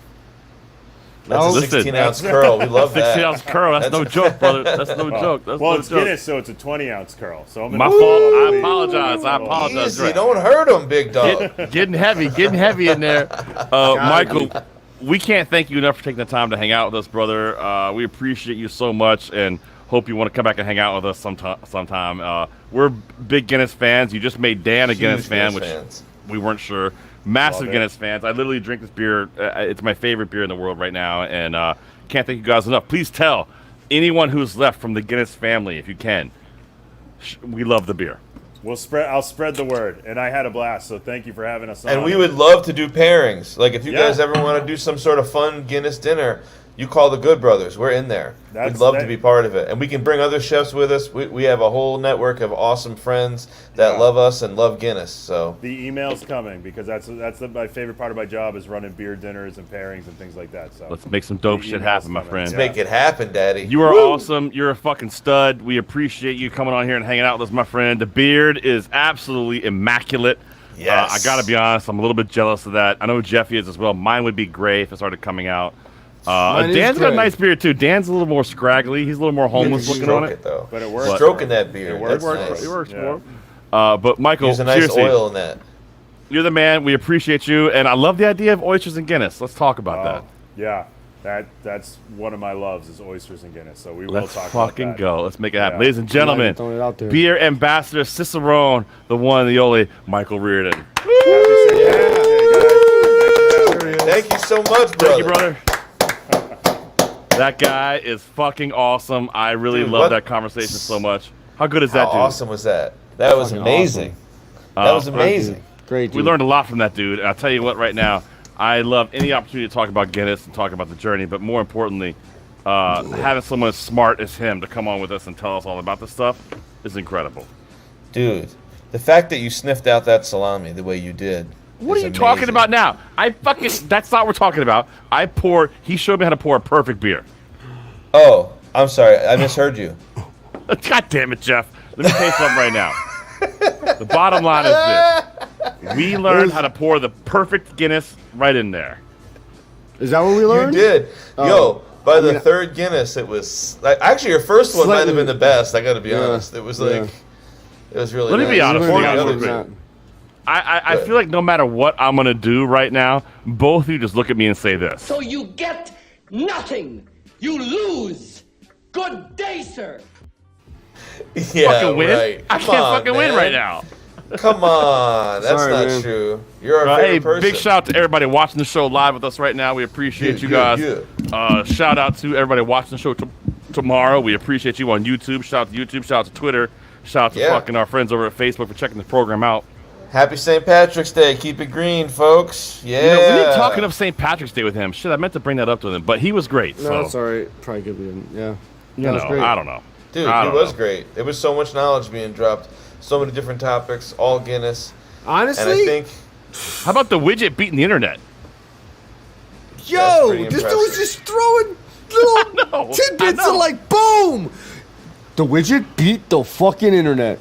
I didn't understand that exactly, but I'm happy that he told us. So I'm assuming it was like, Timeline Magazine fucking invention of the year or some shit, and you put it up against the internet. So whatever year the internet came out is probably the same year the widget came out. So they put them up against each other, and the fucking widget won as the best invention over the internet. Shout out the fucking widget. Let's go. The widget. Come on, Wait, hold on. So you're saying the same year that the internet came out, the widget came out? Yes. Something like that. And then the widget was more popular than the internet. They did a poll on best shit in the world poll. And it was like best shit out there. Best shit ever. Best it was shit like, ever. It went like the poll went like this. It was like the widget, the internet, and sex. And the fucking widget won. Shout out to the widget. Let's go. Let's go. All right, I'm going to shout out the widget, but I disagree strongly. I'm going to say... What? I mean, how that's awesome. tough- But by the way, how dope was it? He explained what the widget does and how it works. How fucking awesome is that? I had no idea that it spun in there. Yeah, I but had it no makes idea sense, it was right? hollow either. No, now that he explains it, and you know what? I also didn't realize that it was forced through what I guess what he calls a widget too, like with the little air tiny holes, little hole. It's just it has a lot of oxygen. I didn't realize it had to be agitated like that to bring out the nitrogen and make it as smooth as it is. I didn't realize that was part of it. If you think about how smart that actually is, it's pretty Dude, fucking it's super cool. smart. And honestly, nitrogen beers are some of my favorite. So Yeah. I mean, and that's How one of the about reasons I this? love Guinness. Right? I just from a marketing standpoint and from I'm used to trying to build stuff to make money. Yeah. It costs nothing but a little change of how you open the fucking can. That's it. And that's it. And you've made something no one else has I had to just move by so I could changing go camera. how you That's fucking Amazing. You're like, top. that's it? I didn't realize it was gonna move my shit like this. Because I don't know if you noticed, everybody, I got 2 camera views now. Yo, camera one, camera two. I'm gonna end up having a bunch of them. You watch. I'm gonna get 3 more. You watch. It'll be nuts. Oh, I'm gonna get some too then. You can have them, yo. I said Dude, the they're so fucking thing. inexpensive. Like webcams now are like $6. It's Yeah. amazing. And you can use pretty much any digital camera that has a 1040. Yeah, your phone, you name it, you can do it. Yeah. Joining the program right now is a gentleman who saved us all from UFOs flying across the world. He saw them. He went with his boys and shot them down personally. No way. Then he has actually been banned from the country of Canada. Ladies and gentlemen, join the program. The one, the only Chef Dave. Dave. Whoa, what's up, buddy? He's the best around. All right. What's up, buddy? What's up? What are you doing? You don't have headphones. Look at all that fucking energy. Thanks, Dave. Yeah, there's a Let's massive go, intro. Where were you, Dave? What were you doing, Dave? What was life like, Dave? Where were you been? How you going? What's going on? Hit it. He's in the We deep. want you on the show, but when we bring you on, everything goes like this. Exactly. You Dave, get what the nothing, fuck? Mr. Trump. How high? Okay, terrific. Let's play a game. How high is Dave?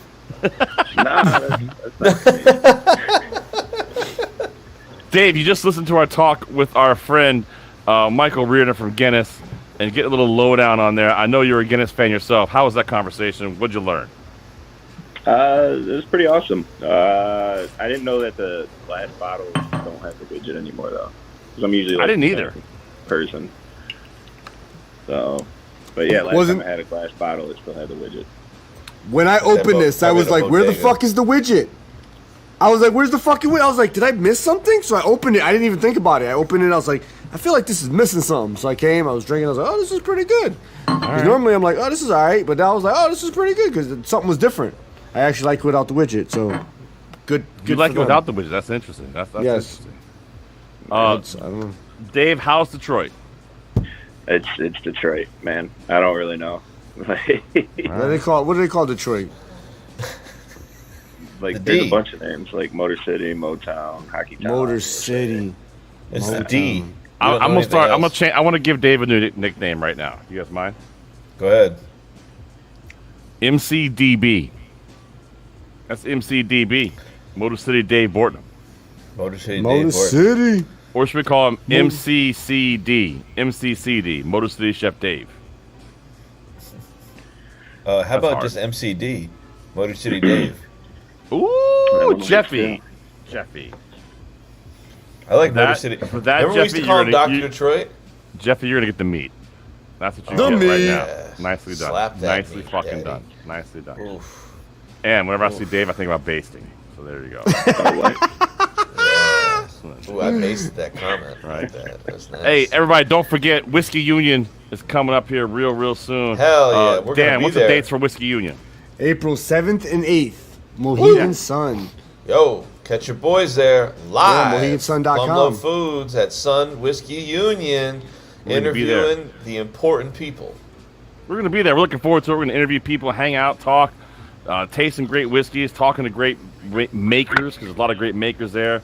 And, of course, there's some great people out there also making food. We can't wait. Sun Whiskey Union. Dan, what's the dates again? April 3rd and April 4th? 7th and 8th. All right, 7th and 8th. Possibly. Yes, 7th and tickets 8th. are still available. You go to mohegansun.com, check them out. And There you it can is. check us out. We'll be MoheganSun.com. there. Sun Whiskey Before it Union. sells out. It sells out. So you better It will get sell in there. out. It will sell out. It's a fun event. It's a fun Oh, event. they got We're a excited whiskey about it. dinner too. They got a whiskey dinner. Oh, that What's sounds happening at the whiskey dinner? delicious. Tell us about it. Mitchard's Distillery is going to be at Tao Asian Bistro. It's $250 a ticket at 5 p.m. That's going to be the day before, April 7th, Friday. And then the Spirits and Cigars, presented by Mohegan Sun's Barrel Select program. Oh, that's They're good. going to have, partake in exclusive whiskeys. Sounds amazing. Yo, I've spent a lot of money in this fucking cigar bar, let me tell you. At Mohegan Sun, woo! And it got some really good, I don't get the good stuff like, like Plum all the time. I have to go around and find some stuff, so I had to find some good stuff. What? I don't even know where that came from. Pappy's. What is it? Pappy's. I never had Oh, any yeah. at No, Pappy's. Plum does All get right. deeper than happy. Yeah, Plum yeah. begins Well, make sure you check out happy. Sun Whiskey Union. It's the jam. It's going to be a lot of fun. We're going to be there. We'll be talking a lot more about this as we get closer to the event. He's got back that to Dave. verified whiskey. Oh. That verified whiskey. Yeah, I got that shit is- verified. Woo! Our good brother, Michael Reardon. Whiskey about Union got a at- patty show. I was trying to get to that, but all right. At _the stout, our friend Michael Reardon sent me a text. Said, "Great time, thank you." So I guess he enjoyed himself. Thank him. Thank you, Michael. You're the man. Right. Dave, Thank we're getting you. better at this Alive, video Dave. thing, Dave. What's up? We're getting better at this video thing. We're getting there. Did you tell That's Dave we're what's up. still live? Just let Dave, we're still live. Oh, yeah, I should tell him we're still live. Dave, we're still live. All right. Dave, if you Just- had the chance to talk to America, We don't need a hang on a second. no. Oh, reminder. no. We're still live, Dave. Just a reminder. Dave, and you could tell America one thing What is about this? Detroit that they don't understand. Like one thing that let's no go. one understands about Detroit Here you go, Dave. It's in your America. chance, man. And you had that chance to say, listen, let me Oh, tell you come guys on, about Dave. this. What would it be? What would it be, Dave? One thing to tell America. One chance. America, let me tell you about Detroit. They got cheeseburgers or something? They got You have misread us for years. Let me tell you what we got here. something. What would I it don't be? even want, like, I know what we got here. Everybody knows, like, when I'm No, on, nobody knows. No, none of us nobody give knows. a shit. No. None of us I know have anything no about fucking Detroit. idea. Oh, it's a casserole. Let's go. It's not a pizza. It's a casserole. No, And talk up the pizza. I don't want you to be like, we got a place called Ivan's Checks Cash, no ID required. We don't want to care about that place. How you know like- about Ivan? Yeah, Ivan's a good dude. All right, tell us Shout out something Ivan. about Detroit. Tell us. That pizza. There's a lot of things, man. Like we. You invented get one. techno. How's the water? Huh? Detroit, one. that's good water. Thing. I've heard that before. Wait, did you bring up techno? Yeah, we invented techno. True. That's your contribution to the earth. Yo.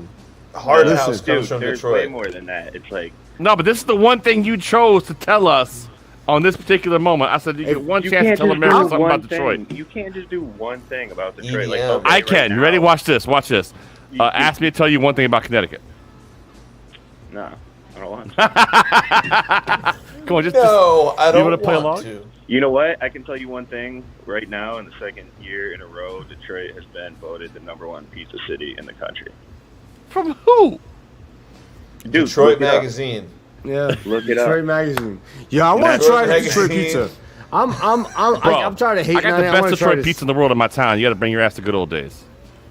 That shit's delicious. Oh, That's yeah, what got me yeah, wanting to yo, go to right. fucking Detroit. I want to go to Detroit. I'm gonna go see Dave, and we're gonna eat some fucking pizza. No, Yo, you'll go to someone- Detroit, and next thing I'll know, you'll be in a hip hop battle with somebody down on 8 Mile. That's not how it goes. That's Yo, that Lion They love Tigers white and dudes down there. Squares. There's a New York City Detroit pizza place that is actually really good, man. I can't Sorry, lie. Dan. and they're pretty close on it. On video. On Was video. it bad? What'd you say? That wasn't bad. Nothing. What did I miss? Sorry, Dan.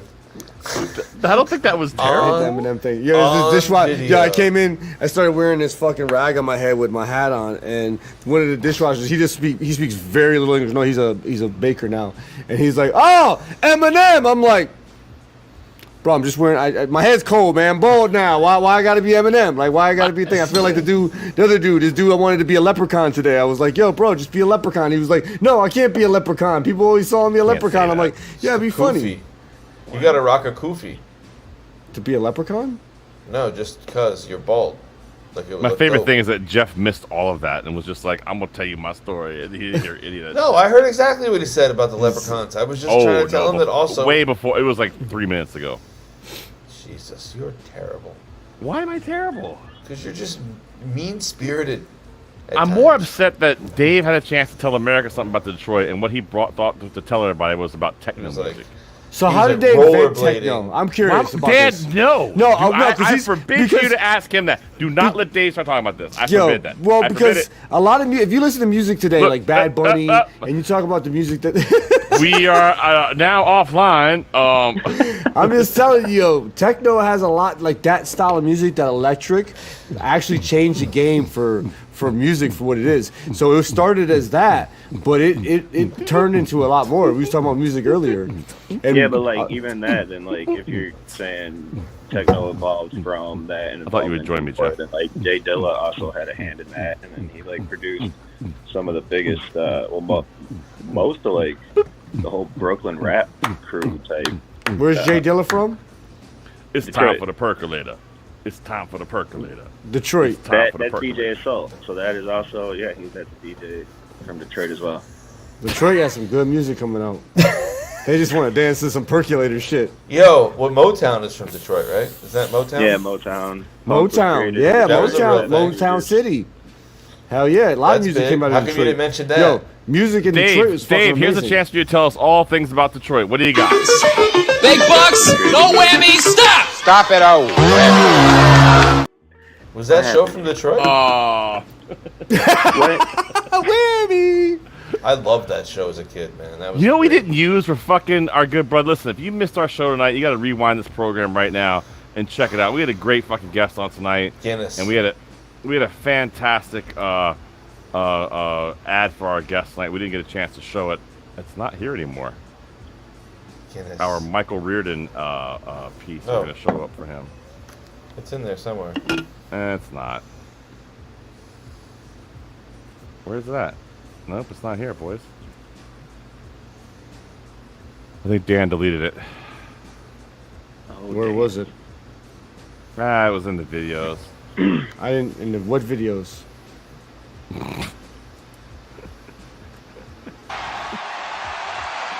What?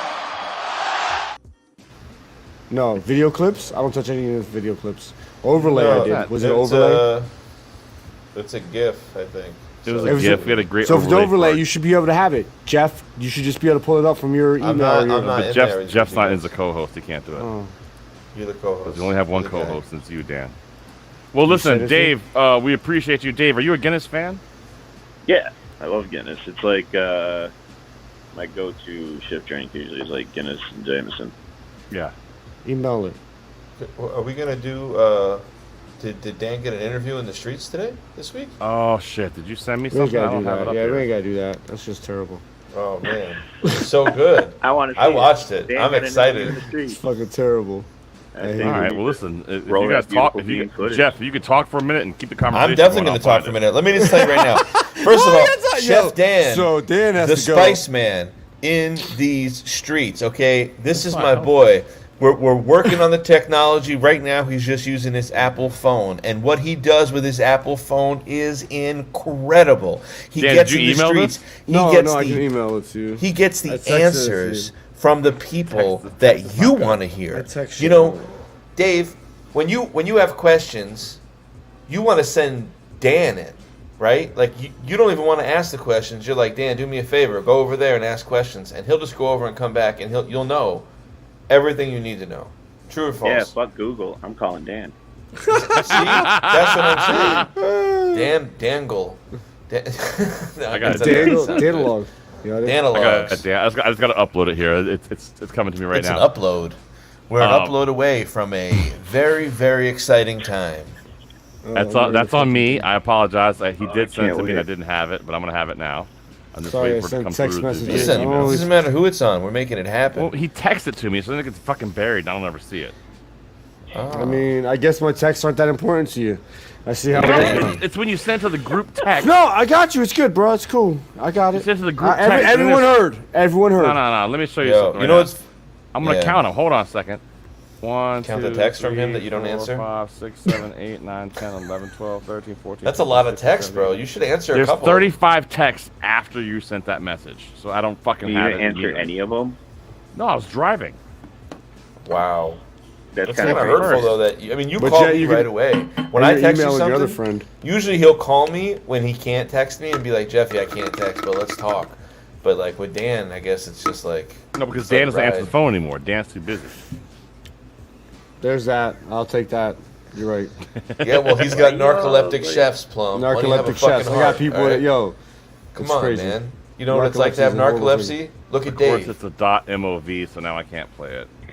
Oh, all right. Well, we can't do it. What? It's a .mov? What's a .mov? I don't know. And switch it to MP4 to play it. MP4 to 5 6217. Yeah, this is all learning experience. This is why you can send it to me and I can cut it up, put the intro on it, and send it in next time. But don't next leave time. the intro on it, because then it's a pain in the ass for yourself. Are we still on the air? Yeah, We're live, and folks. We're live. because they want me to This do is this shit. live. And no one wants to do the pre-production, so it's just annoying.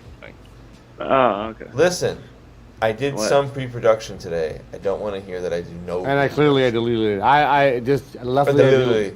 I did Clearly more he last deleted it. What? I didn't do enough today. What? I definitely Clearly- didn't do enough today. Plum. Last Clearly week he I got a little ahead deleted of it. myself. This week I didn't do enough. You guys are getting really good at this video stuff. It's great. Thanks, Where's Dave. the dumpster fire photo? Thanks, Dave. Listen. As we go down, it's much funnier. This is so much funnier when we got videos on our faces. Because when this shit happens and we're just talking and nobody give a fuck, yo, we're like, oh shit. What is he yelling about? I'm just taking up time while you do what you do, bro. Let's go. I'm yelling. Let me I'm tell you something screaming. right now. Let's get hyped up right now. Let's go. I'm 2 Guinness in. Feeling good. Guinness in. 2 Guinness, and this guy is fired the fuck Fired the up. fuck. One was coffee, minimal caffeine. Dave's having a nervous breakdown. What's going on? Because he can't figure out Detroit. He's still thinking about Detroit. He's like, Dave's what's like- that one thing? What is He's it, like, Detroit? Man, there's What do you something have about for Detroit me? that's special. What is it? I don't is it? know. What's the name of And the that motherfucker Amish brought up pastry techno you guys music. eat? It's like a Danish, but it's not a Danish. It's like a Klingle or something. Don't you guys eat those? He brought up techno He's like music. LSD. He's like LSD. Serial killers. EMT. By the way, not Don't forget the LSD. insane clown posse. Let's bring those into the mix. Easy. Insane clown Easy. posse. Wow. Listen, I do really like one of the Insane Clown Posse affiliated groups. What is that? The JCW. No, what's their name? It's the Twisted. two guys. Twisted. Yeah. Twisted. Jamie Maddox can flow. Madrox. He's- Jimmy Madrox. Yeah. Jimmy Madrox. Yeah, Get it right. Madrox Get it right. Dave's from has Detroit. has a flow, like a real hard flow. I really dig his flow. Listen, a lot. Dave's been telling me for like 3 years now we're gonna get Shaggy 2 up on a program. He still hasn't done it. I don't think he's ever actually said that, but I said I don't know if I can do that, and then But then he's never you're tried. like, you can do it, huh? You never tried though either. But he has told us as he knows them, and then he says, "No, I'm not going to ask because I don't like your show enough to ask for you guys." Do we have a stinger what for he Dan says. to play, Jeff? He's like, "I don't want to embarrass myself with your bullshit show." Oh, That he show sent it sucks." to the email, right? I'm sorry. He's on this show right now. This is a pity visit from Dave. Okay, Motor Jeff, Ship. you didn't upload the stinger, did you? Hello? I did upload the stinger. Of course I did. It should be on the thing. Are we ready? Is it gonna happen? It's gonna happen. I'm going full screen. I'm going full screen. Just need to find the stinger, and we'll get it up there. Yeah. Ho, ladies and gentlemen, boys and girls. No, not yet, not yet. Things are happening. We're gonna have a drum Yes. roll here. There's a countdown. 1. This is the shit I'm talking about. I wish we had done 3. ahead of time. Listen, That's I'm doing it there's a now lot while I'm of trying to talk to you. things. No, that's my There's a fault. lot of things I could have done, but I didn't, and that's just the way it goes. A lot of things I could have done, but I didn't. All right, we you can't do good? anything until the stinger uploads. It's uploading now. Listen, I want to do a big shout out. Dan, you give a big plug give for me our the guest stinger. tonight. Big Yo. plug. Plug. Automatic off the bat, Guinness.com. Guinness, I went on there. Listen, Guinness is fucking lighting shit up. I was actually on their website, and Guinness.com, they got these recipes for stuff on there. We're talking about food. They got these Guinness Spring Pre and prawns, espasso, I don't know, corn and avocado. Why do they make this shit so complicated? Are you making Well, up did we words make right you now? a Guinness fan tonight, What Dan? just Did we make you a happened? Guinness fan? I don't know. Yo, I am a Guinness fan. I'm like, look, yo, I'm telling you, I'm about to buy a T-shirt. I'm going to get me some fucking Guinness underwear. How about It's our gonna be a good guest? Yo, we're going to check our man out doing big things about the stout. Yo, he had the breakdown for the coffee he was talking about. Tell him how to follow him. Damn, man, And IG. website. There's a flimmy flam and a friend of About flam. this- Slimmy slam. about goddamn. underscore And I'm the gonna get an underscore underwear. stout. There it is. About underscore the underscore stout. A fliggy fleur. A fliggy firm. Now Spork, could not spork. be a better time. Could not be a better time, my friend. Are you ready to debut a first on the video podcast? World premiere. Premiere in these streets with Dan the Spice Man. What? Web. All right. Finding the voice of the common man in these streets with Dan the Spice Man.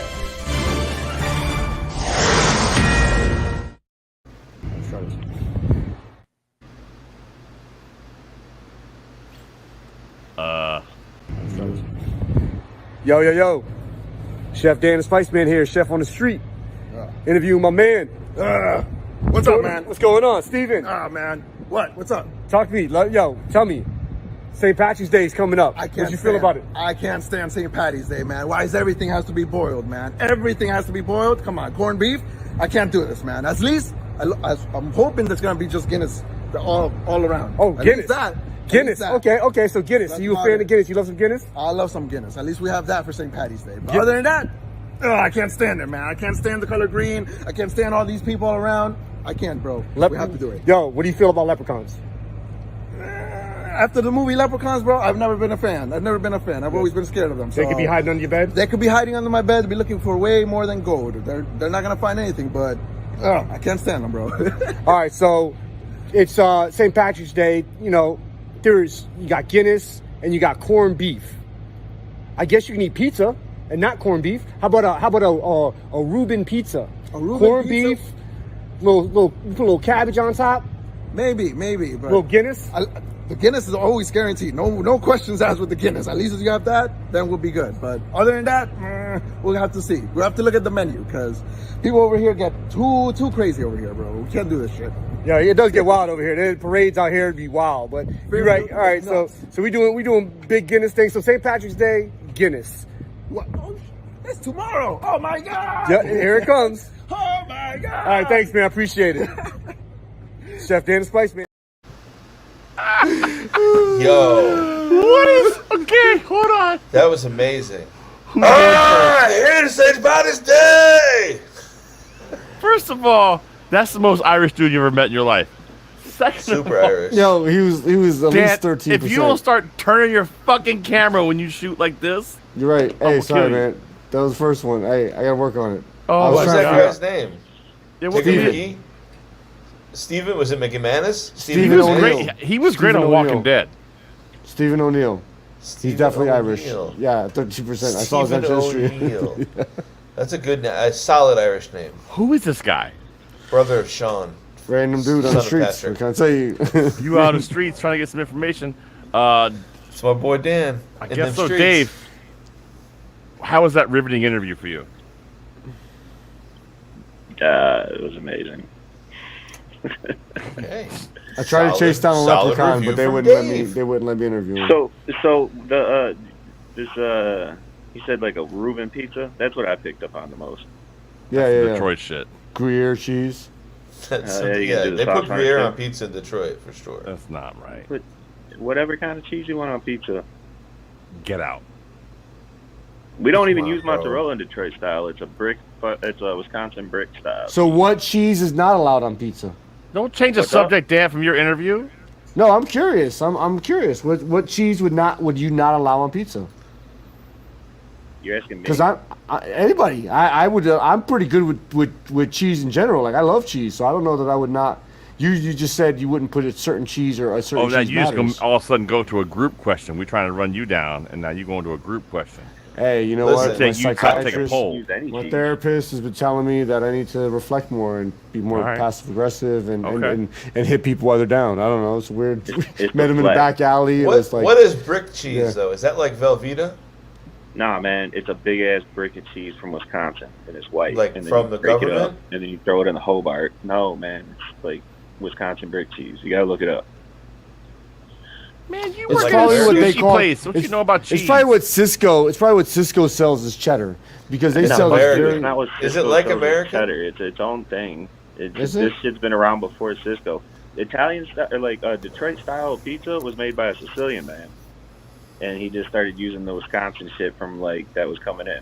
All right. I'm going to tell you right now, just because you said that, I love it. Yeah, Because thank you. Sicilian.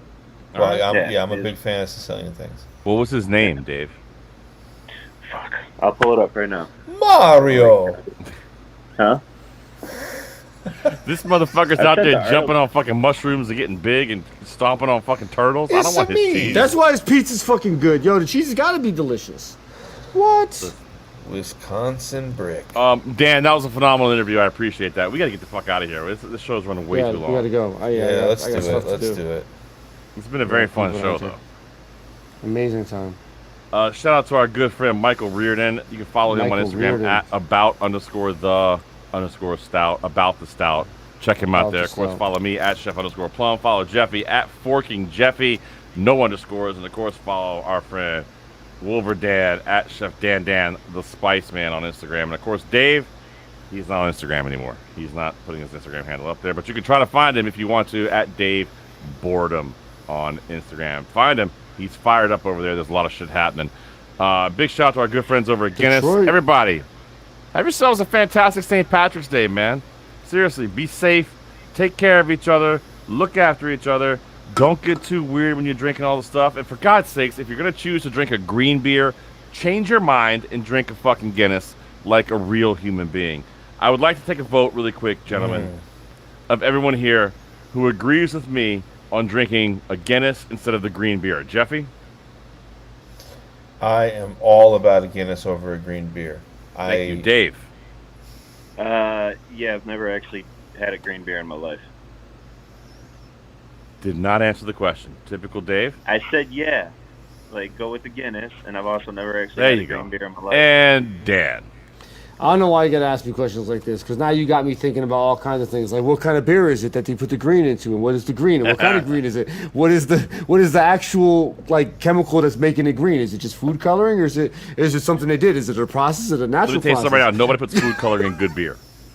So if it's good beer, then they use it naturally to make it green. Nobody puts food coloring in good beer. Well, I'm saying if it's a beer that they made green through some fermentation process, then I might want to try it. I'm sorry, I can't help it. Guinness. How high are you? Guinness. All right, sorry. You Oh, were- Bud you Light. were not Okay, good at Guinness. this. You were not good at Guinness. this show. He's like, I'm gonna brew spinach beer for next Halloween. Honestly, Spinach beer, a little broccoli. We got a little Yo, some chlorophyll asparagus. extract. Chlorophyll Nettles. extract. Wild stinging nettles. Chlorophyll extract. I don't know. Nice. For Chef Jeffy, for Chef $35 Dave, a can. for Chef Dan. Big shout out to our good friend Michael Reardon at Guinness. Yeah. Tomorrow, St. Patrick's Day, friends. Hey, yeah, give us Michael Reardon. Come on, that guy. Michael Reardon. Appreciate that guy. That was awesome. Listen, we appreciate you guys all. Check out the program. The podcast version will be available tomorrow morning. You can check it out anywhere you get your podcast. Shout out to you guys for listening to the show. We still appreciate you. The video podcast, boys, are still getting great downloads. So Here we go. Okay. Here we go. We're new territory here with the video, but I tell you what, it's really, really fun, and I can't fucking thank you guys enough for doing it. We appreciate it. Thanks for checking out the program. Let's go. We got some likes tonight. We got some comments tonight. I'll take it. We're building. That's what we're doing. We're building. For Chef Jeffy, for Chef Dan, my name is Chef Plum. Friends, please remember, while I find the outro music. It's so fucking buried. Everything is buried. Please remember, food, hang on. Food is one of the most important things that we have in life. Everything important in life revolves around food. Let's make sure we give it the time it deserves. Next week, Chef Knock Trends going to join us talking all about making shit for big companies. We'll see you guys next week. Baby. Peace. Thank you for listening to Plum Love Foods Live. See you next week, good brothers and sisters.